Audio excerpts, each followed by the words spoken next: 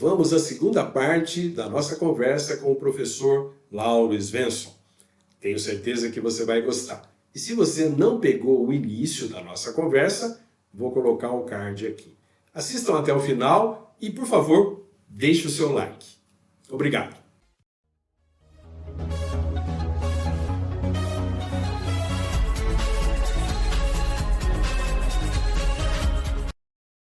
Quando nós terminamos a parte, né, a primeira parte do nosso bate-papo, eu comecei, né, falando sobre a lei da anistia, que você conhece muito bem, Lauro. Fala para nós um pouquinho o que é essa lei da anistia, que eu tenho certeza que o pessoal mais jovem, eu acho que não conhece, porque ela já tem mais de 40 anos de idade, né? Mas fala um pouquinho mais para a gente sobre ela, por favor, Lauro. Sim, a famosa lei de anistia é a lei número 6.683, de 28 de agosto de 1979, então na época ainda do presidente Figueiredo, né? Não, do...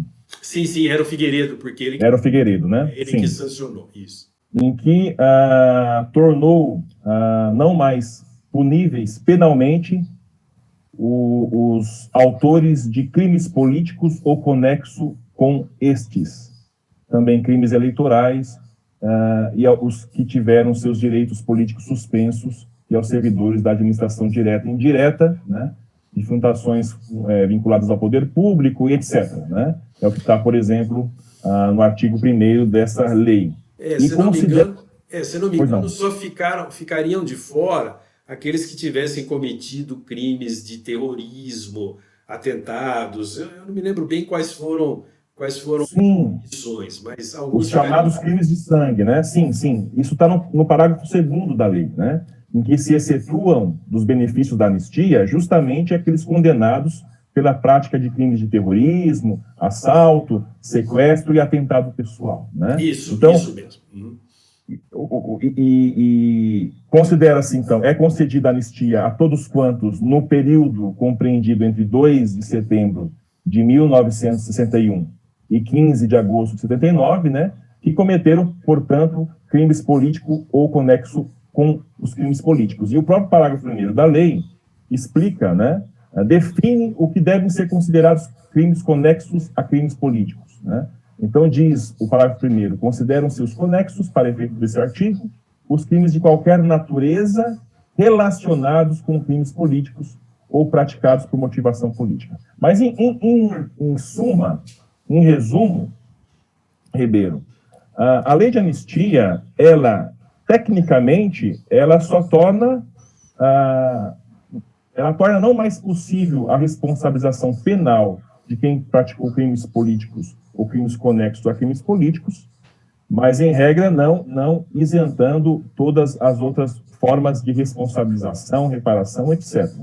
Mas, no Brasil, a interpretação que vigeu foi a de que passava-se uma borracha no passado, esquece-se os abusos nessa justificativa de que houve uma guerra entre dois grupos, nós chamamos de teoria dos dois demônios, né? Vamos passar uma borracha, vamos esquecer e retomar os caminhos do Brasil a partir do presente, né? E da redemocratização. Então, teve um sentido maior, mais amplo do que a mera não responsabilização penal. Bom, eu já estava vivo lá em 79, né? Eu era bem pequenininho, mas eu já estava vivo e realmente foi isso que foi divulgado para a população em geral. Passa-se uma régua, não se fala mais no assunto, foi isso mesmo. Mas tem uma observação, Ribeiro, importante. A anistia foi uma luta da sociedade para que os que lutaram contra a ditadura e que estavam exilados no exterior pudessem voltar. E o governo, o Estado brasileiro, ao promulgar essa lei, ela também incluiu, segundo a interpretação da época e confirmada em 2010, na DPF 153, de que os próprios agentes do Estado que cometeram crimes conexos a crimes políticos, no combate aos chamados comunistas, subversivos, etc., esses agentes não podiam mais ser responsabilizados penalmente. E aí está a crítica que se fez na época e que continua se fazendo hoje sobre essa lei, porque ao invés de tornar não mais responsabilizados os que lutaram contra a ditadura, garantiu a impunidade dos agentes do Estado que cometeram vários crimes brutais contra aqueles que criticavam e queriam por fim a ditadura, né? Essa seria uma questão delicada que diz respeito à crítica que se faz a essa lei de 1979. Porque a lei foi muito clara nesse sentido, né? Anistia a todos, e depois ainda enumerou agentes públicos especificamente. Realmente foi isso. Bem, no final das contas, né, essa lei da anistia, Lauro, ela foi... Existe algo parecido em outras partes do mundo, que a gente falou Alemanha, as ditaduras que aconteceram aqui no continente sul-americano. Você tem notícia de coisas semelhantes que aconteceram em outros países? Sim. A anistia é um instrumento utilizado a miúde por regimes autoritários para não tornar passíveis de punição os crimes praticados pelos próprios agentes do Estado.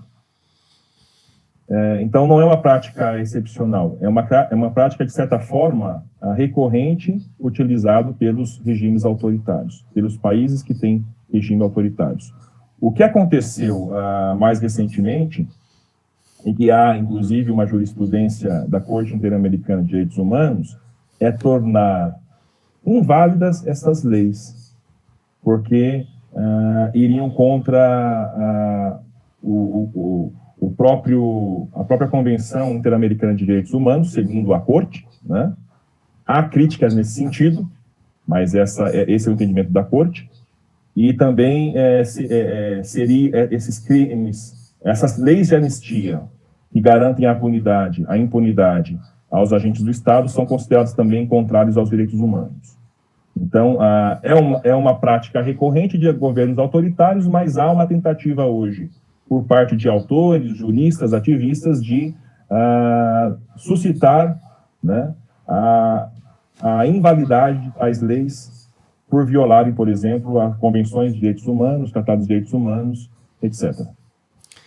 Porque a gente tem, né, aquele negócio de que um tratado internacional que se refira a direitos humanos, né, desde que aqui no Brasil seja aprovado, como se fosse uma emenda constitucional, ou seja, por 3/5 dos votos das duas casas em duas votações, tal, teria o condão, né, teria a mesma eficácia de uma emenda constitucional. Mas peraí, e se muda a Constituição no meio do caminho, por exemplo, como aconteceu aqui no Brasil, né? Nós tivemos uma Constituição até 1988 e depois passamos a ter outra.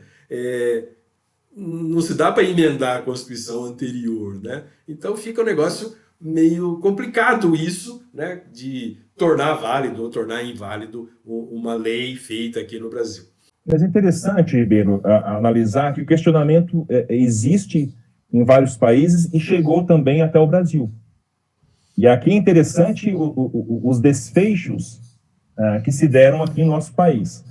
Por exemplo, houve uma arguição de descumprimento de preceito fundamental de número 153, ajuizada em 2008 pelo Conselho Federal da OAB, junto ao STF, justamente para que fossem considerado inválida a lei de anistia no que diz respeito à impunidade aos agentes do Estado, né?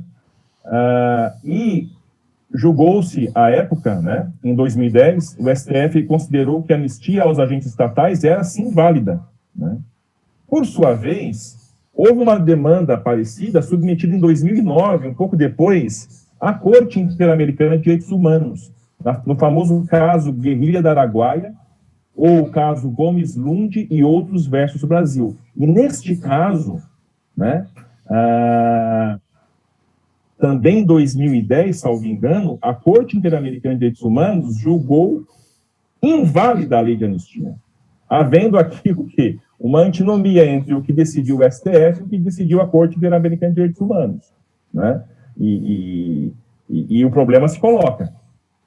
E lembrando que desde 2014 tramita na nossa Suprema Corte uma nova ADPF, de número agora 320, de relatoria do ministro Luiz Fux, em que se questiona novamente a validade da lei de anistia aos agentes da ditadura a partir da condenação do Brasil pela Corte Interamericana de Direitos Humanos. Entendi.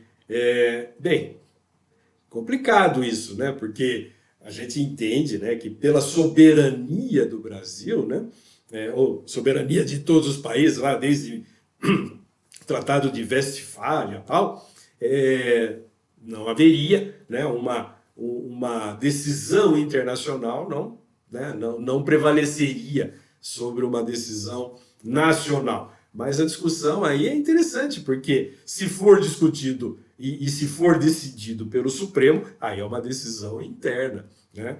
Puxa vida, bem interessante essa discussão aqui da validade ou não da lei da anistia. Realmente interessante. São temas interessantes para alunos de graduação, pós-graduação, né? Estudarem esse tema, né? Seria interessante para poder aí colocar em prática questionamentos sobre conceitos tão tradicionais ao direito, né? Comuns a nós, e são colocados em prática, em xeque, a partir de certos casos concretos como este. Bem, eu dou aula de direitos humanos, né? Então eu vou colocar essas coisas aí para os alunos começarem a pensar nisso. Mas vamos fazer o seguinte, Lauro, vamos fazer mais um intervalinho e depois a gente volta para continuar esse assunto. E esse é bem pesado. Até já, então.